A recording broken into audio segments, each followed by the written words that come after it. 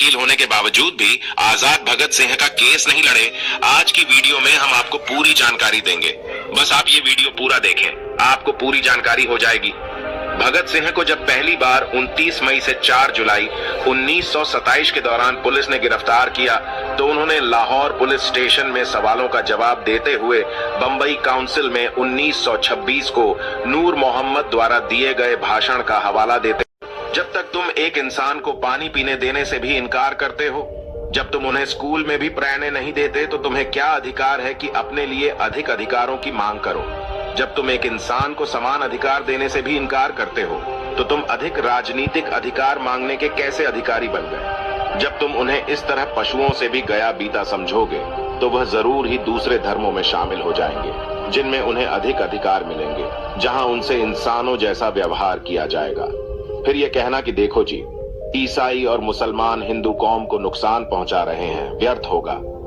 आज जब झूठ के चादर में लपेटकर विकास का दिखावा किया जा रहा है, ऐसे में भगत सिंह का कहा ध्यान में लेना होगा। लोगों को मानो आवश्यक कार्यों के प्रति घृणा पैदा हो गई। हमने जुलाहे को भी दुत्कारा। आज कब डेढ़ा बुनने वाले भी अछूत समझे जाते हैं, कहार को भी अछूत समझा जाता है। यह गड्ढाबड्ढी विकास की प्रक्रिया में रुकावटें पैदा करती है। सामाजिक न्याय के बिना विकास का रास्ता आसान नहीं। भगत सिंह ने अछूतों के लिए पृथक निर्वाचन की मांग का समर्थन किया था। 23 मार्च 1931 को भगत सिंह अपने साथियों के साथ फांसी पर चढ़ा दिए गए। यदि वे जीवित रहते तो 1932 में पूना पैक्ट में वे अंबेडकर का समर्थन करते। भगत सिंह ने लिखा है, अछूतों को उनके अलग अधिकार उन्हें दे दो। काउंसिलों और असेंबलियों का कर्तव्य है कि वे स्कूल काइनलेस, कुएं तथा सेट डिहक के उपयोग की पूरी स्वतंत्रता उन्हें दिलाएं। जुबानी तौर पर नहीं वरन साथ ले जाकर उन्हें कुओं पर चढ़ाएं। उनके बच्चों को स्कूलों में प्रवेश दिलाएं। उनके अपने जनप्रतिनिधि हों, वे अपने लिए अधिक अधिकार मांगे।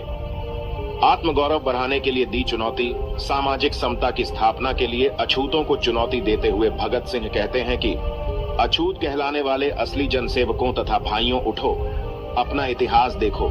गुरु गोविंद सिंह की फौज के असली शक्ति तुम ही थे। शिवाजी तुम्हारे भरोसे पर ही सब कुछ कर सकें, जिस कारण उनका नाम आज भी जिंदा है। तुम्हारी कुर्बानियां स्वर्णाक्षरों में लिखी हुई हैं। तुम पर इतना जुल्म हो रहा है, असल में स्वयं कोशिशें किए बिना कुछ भी न मिल सकेगा। तुम असली सर्वहारा हो, संगठनबद्ध हो जाओ, सामाजिक आंदोलन से क्रांति पैदा कर दो तथा राजनीतिक और आर्थिक क्रांति के लिए कमर कस लो। आजाद भगत सिंह का केस नहीं लड़े, इस सवाल का मकसद है दुष्प्रचार। सोशल मीडिया पर अक्सर सवाल पूछा जाता है कि अंबेडकर वकील थे तो भगत सिंह का केस क्यों नहीं लतेढ़ा। यह सवाल व्यंग, नफरत या आक्रोश अथवा जिज्ञासावश में पूछा जा सकता है। सवाल प्रथम दृष्टया उचित लगता है, परंतु अक्सर इसका मकसद दुष्प्रचार होता है। इसका सटीक जवाब जानने से पहले हमें हालातों को जानना होगा। 23 मार्च 1931 को भगत सिंह को फांसी दी गई थी। यह वह दौर था जब शूद्र अति शूद्र, या यूं करें कि अंबेडकर जब स्कूल जाते थे तो उन्हें स्कूल के बाहर दरवाजे के पास बैठकर पढ़ाई करना पड़ीता था। चूंकि भगत सिंह सिख थे तो उन्हें यह दंश झेलना नहीं पड़ेगा। शिक्षित होकर अंबेडकर जब नौकरी करने बड़ौदा गए तो उन्हें किराए पर होटल, धर्मशालाएं, कमरा तक नहीं मिला। जब वे सिडनम कॉलेज में प्रोफेसर बने तो बच्चे उनसे पढ़ने के लिए राजी नहीं हुए। ऐसे में जून 1923 से अंबेडकर ने वकालत का काम शुरू किया। उन्हें बार काउंसिल में भी बैठने के लिए जगह नहीं दी गई। अस्पृश्यता के चलते अंबेडकर को केस नहीं मिल पाते थे। एक गैर ब्राह्मण अपना केस हार जाने के बाद अंबेडकर के पास आए तो उनके केस की जीत ने उन्हें ख्याति दी, लेकिन वकालत अंबेडकर की रोजी रोटी नहीं थी। जातिवाद के कारण केस नहीं मिलने पर उन्होंने बाटली बॉयज अकाउंटेंसी में लेक्चरर का काम शुरू कर दिया। हालातों को जानना जरूरी। यह वह दौर था जहां किसी अछूत के छूने भर से हिंदुओं का धर्म भ्रष्ट हो जाता था। इस दौर में आर्थिक जद्दोजहद के बीच जब कोई केस देने के लिए तैयार न हो, वहां भगत सिंह का केस अंबेडकर द्वारा न लदड़ाने का बेतुका तर्क पेश करना महज मूर्खता है। वैसे भी भगत सिंह का केस लाहौर में चल रहा था, जबकि अंबेडकर मुंबई में रहा करते थे और भगत सिंह के केस की पैरवी जाने माने वकील आसिफ अली कर रहे थे। वकालत के क्षेत्र में उनका दबदबा था। ऐसे में आसिफ अली को हटाकर अंबेडकर को केस देने की कल्पना भी कोई कर नहीं सकता था। आरएसएस के गोलवलकर के मित्र भगत सिंह विरोधी भगत सिंह के खिलाफ जहां सुप्रसिद्ध वकील आसिफ अली पैरवी कर रहे थे, वहीं अंग्रेजों की तरफ से पैरवी करने वाले ब्राह्मण वकील का नाम था सूर्य नारायण शर्मा। ये वही शर्मा है जो आरएसएस के संस्थापक गोलवलकर के बहुत अच्छे मित्र थे। याद रहे कि अंबेडकर ने 1.5 गुलामी के मुकाबले में 2500 वर्ष से भी अधिक की सामाजिक गुलामी को नष्ट करने के लिए अपना जीवन न्योछावर कर दिया। ऐसे में आजादी की LD को लेकर जहां क्रांतिकारियों का नाम गर्व से लिया जाता है, वहीं सामाजिक आजादी के लिए सर्वश्रेष्ठ स्थान पर अंबेडकर का नाम अभिमान के साथ लिया जाता है। एक पहलू यह भी, जिस समय संपूर्ण देश में एकमात्र अछूत वकील के तौर पर अंबेडकर की पहचान थी, तब भी उन्हें केस नहीं मिल पाए। आर्थिक तंगी के चलते प्रोफेसर की नौकरी करनी पीडी ही। ऐसे में भगत सिंह का केस स्वयं पहल कर मुंबई से लाहौर जाकर LDT डीहना किसी भी दृष्टिकोण से सुविधाजनक नजर नहीं आता।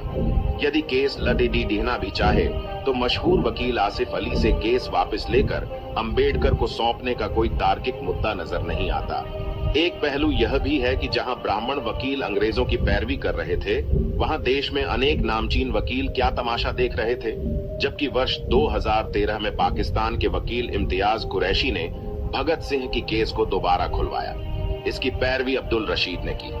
2014 में अब्दुल ने FIR की कॉपी मांगी तो पता चला कि FIR में भगत सिंह का नाम ही नहीं है। उन्हें केवल रजिस्टर के आधार पर फांसी दे दी गई। और अंत में अंबेडकर की निष्ठा कार्य को लेकर समय समय पर मनुवादियों द्वारा सवाल उठाया जाना एक आम बात है, लेकिन हमें उतनी ही सजगता से सभी तरह के आक्षेप व आरोपों का प्रति उत्तर देते आना चाहिए। इसके लिए लगातार उन सवालों का पीछा करते हुए उसकी गहराई में जाने का विवेक निर्माण किया जाना चाहिए। सवाल भले ही बचकाने हो, लेकिन उसे पूछने वाले व्यक्ति का मकसद यदि अंबेडकर के चरित्र हनन का हो, तो हमें चुप रहकर सवालों से मुंह मोड़ लेना ठीक नहीं। अंबेडकर के लिए अंग्रेजों की 150 वर्ष की गुलामी से कहीं अधिक जरूरी मुद्दा था 2500 वर्ष की सामाजिक व वर्ण व्यवस्था। आप सभी साथी चैनल को सब्सक्राइब करें और शेयर करें। जय भीम।